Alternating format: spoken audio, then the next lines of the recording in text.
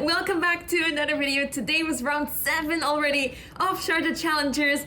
I just finished my game and I faced Salem Abdulrahim from United Arab Emirates, rated 1800, which is really interesting because the category starts from 1900 until 2500, but my opponent seems to be really strong and underrated, as he has been doing pretty well so far in the tournament. So feels like he deserves to be in the challengers by his strength. So yeah, I knew I was up for quite a tough challenge here because my opponent seems to be underrated still, despite all the rating changes. So I knew that I had to work really hard for a win here. So anyway, I was playing with the black pieces and the game went as follows. E4 was played, which was expected. I played a French, D4, D5, knight E2. My opponent played quite a few lines against the French, and knight E2 was one of them, so I briefly looked at it. But after bishop E7, I expected to move bishop D3, but my opponent went for knight GF3. So this is a little bit different, where this knight is in front of the pawn, which is usually pushed to F4 if you want to play for an advanced setup, because after knight F6, E5, knight FD7, now there's no F4 anymore. So this might be slightly better than what we're used to from knight C3 lines, and the pawn advances on E5 and F4, and white gains a lot of space. But this is a little bit different.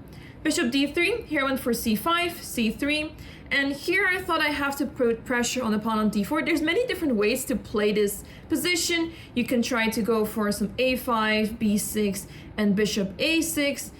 There's also ideas with G5 at some point. There's many different ideas, and I chose for the knight C6 one because after short castle, now queen B6, and I'm attacking that pawn on D4. Really difficult for white to defend, because if you play knight B3 to defend it, then you face C4 and you get forked. So that's why my opponent got rid of my pawn on C5, D takes C5, and here I was not entirely sure what to go for, but I went for bishop takes C5. Turns out that I had to go back with the queen, and I did actually consider this because I thought, yeah, it's very typical once white takes on C5 that you attack the pawn on E5 or try to capture it, because after queen C7 it is impossible for white to defend this, and black is simply capturing that pawn, and that pawn is much stronger and much better to take than the pawn on C5. But at the same time, there's this drawback that you allow B4, B5, etc. So not sure if you want to allow that, but apparently it's completely fine for black. So anyway, I went for bishop takes C5, which turns out to be not a great move at all, surprisingly enough. The reason is because after B4, bishop E7, queen E2, white is defending that pawn, and at the same time is getting a lot of space on the queen side. So yeah, that was a little bit imprecise play by me, but I thought it was completely fine during the game, at least. Knight B3 was played by my opponent, and here I could simply take the pawn on E5. I was a little bit confused why my opponent went for this, but in a few moves you may understand what is going on, because now it looks like I'm winning a pawn. Knight takes C5, queen takes C5, bishop C2, because I was attacking that bishop, of course. And here it's already getting very interesting, because if I play carelessly, if I castle, let's say, there's bishop takes H7, king takes, queen H5, king G8, and queen takes E5. And white wins the pawn back. This bishop is much stronger than this bishop, and sooner or later there will be an attack starting on the king side. So I have to be really careful over here and not allow bishop takes H7 that easily. But yeah, if not short castle, then what do I do? So I went for knight G6, simply blocking this diagonal. Bishop E3 was played, I retreat my queen, and here my opponent went for a move that I didn't expect. I was really expecting F4 with the idea that you want to play F5. It's really difficult for me to stop this. I mean, if I have to play F5 to stop this, it's not a good sign, because my dark squares will be very weak around here, so that looks really unpleasant. But allowing F5 is also not a good thing, because let's say I go short castle, F5, take. My pawn on D5 is hanging. And also you don't have to take on F5 because you can simply take on D5 already.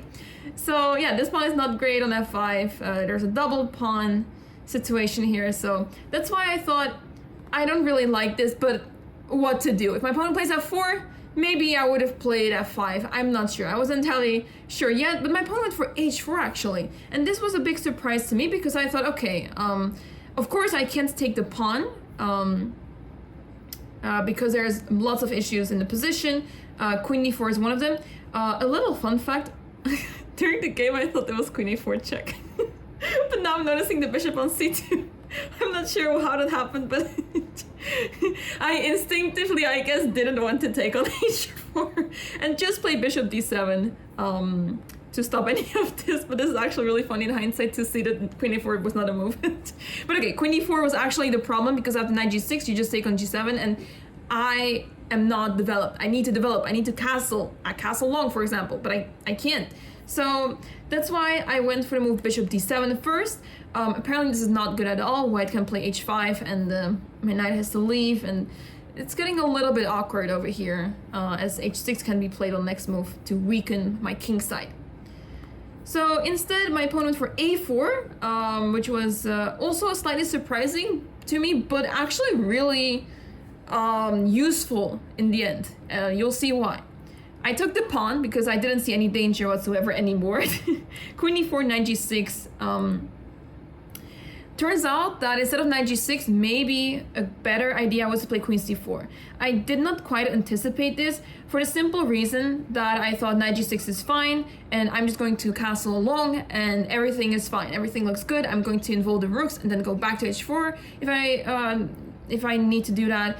And yeah, I didn't really quite consider other moves, but queen c4 is definitely a move that I missed, as yeah, after queen takes g7, I can simply go long castle, and I have great attacking chances here with rook g8 attacking g2. And this queen is also super active. And of course, if my opponent would have taken on c4, d takes c4, then I'm simply up 2 pawns, not even 1, 2 pawns, and great attacking chances. I do have to say that the position looks rather complicated over here after, let's say, this line.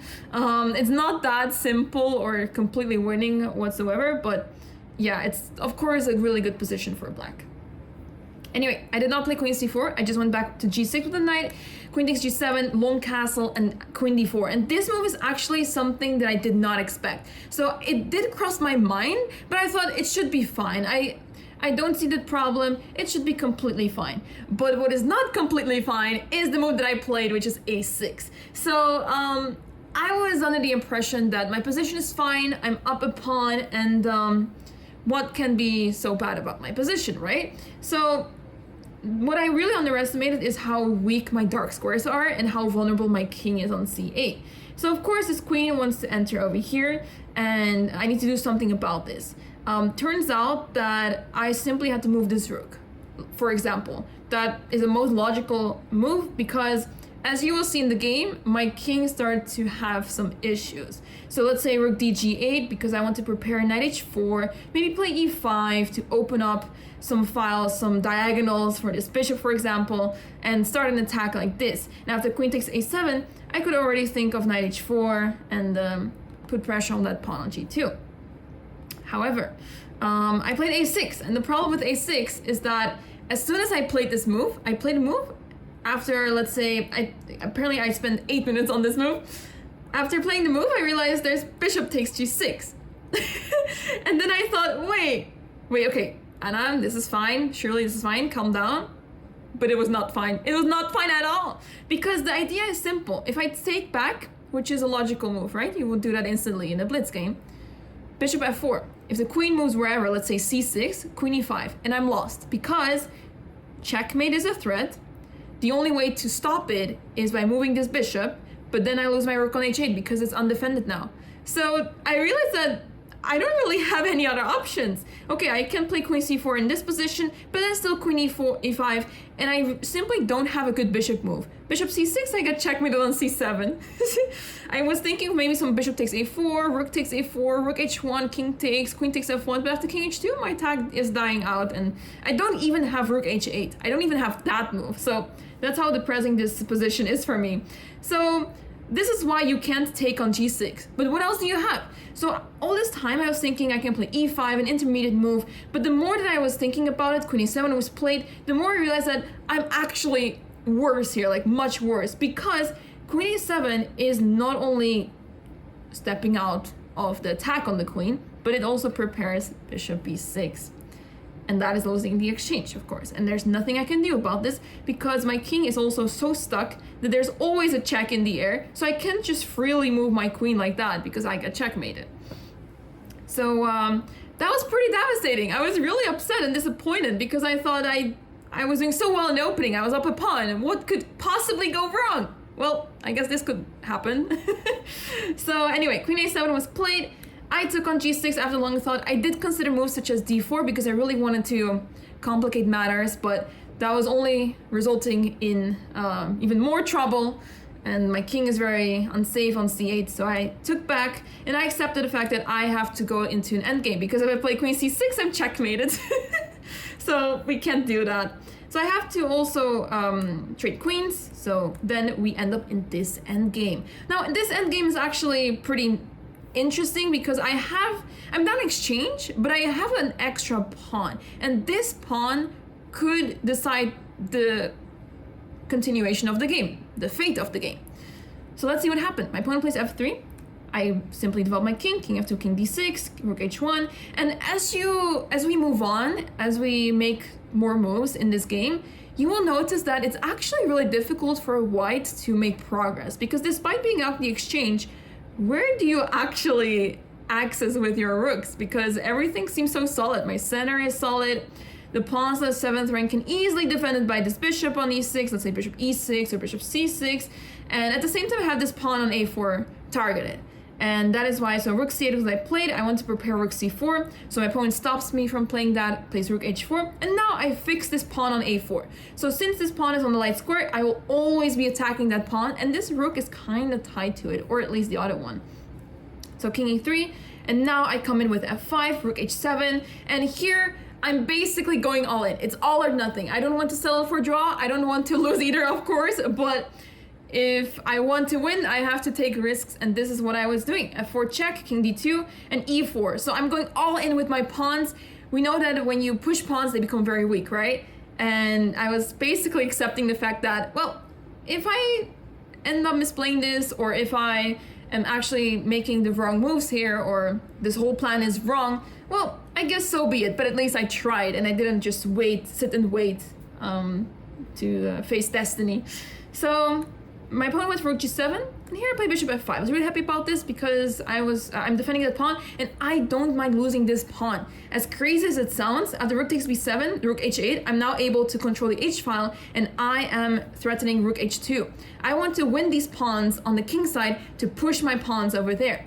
So rook g1 to defend in advance, and here I come in with e3, king e2, and here I went in with d4, because I want to break open that c-file, because after c takes d4, rook c8, the threat is simply I want to play rook c2. I want to play bishop d3, and then somehow checkmate or push that pawn up the board.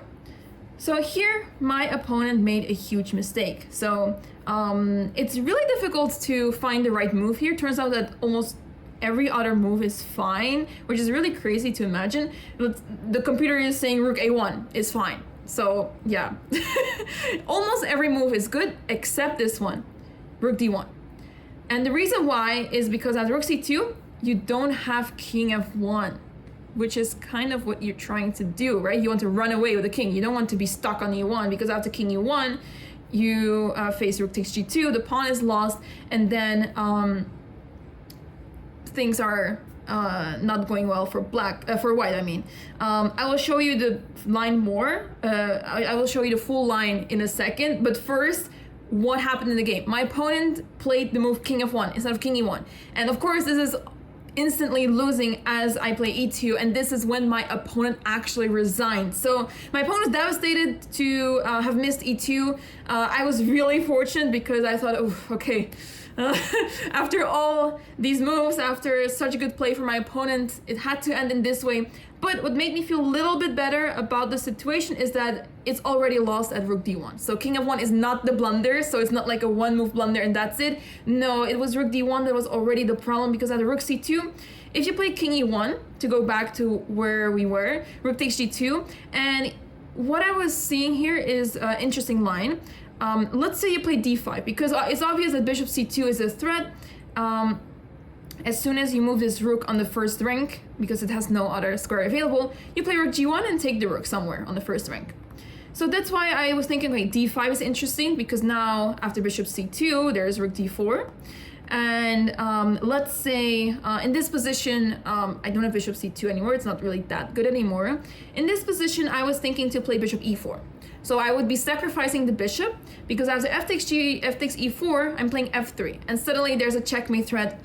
After king f1, I once again have e2, and this is once again completely winning after king e1, rook g1. So had to play still like precise moves after king e1, but I had this feeling that it must be completely winning and I should be fine. So I was not too concerned, but at the same time I didn't really know what the defense was for my opponent. I was feeling really confident at this point. Already a few moves back I was feeling really confident that I was having an attack and my pawns are moving forward, and we're cooking something here. So all in all, really happy with the result, of course. I could not ask for more here. My opponent played super well, so he definitely outplayed me in the opening and middle game, but the end game is what I'm really proud of, that I was able to put up such big resistance and also make sure that I have some chances left, because I was not ready to settle for a draw. Even though I was down material, I thought, the French bishop, the one extra pawn I have, we gotta make use of this. And the French bishop is not that bad. And in this game, I'm really happy to have shown that the bishop is a very strong piece. So I hope to have convinced you with that today, guys. Thank you so much for watching. Thanks for all the love and support. I really, really appreciate it. Thank you so much to all the fans from Dr. Noval for all the support. It's really amazing, yeah, you guys are awesome. So thanks so much for all the love. I hope to see you guys in the next video. 2 rounds left, so let's make the best out of it. See you in the next video.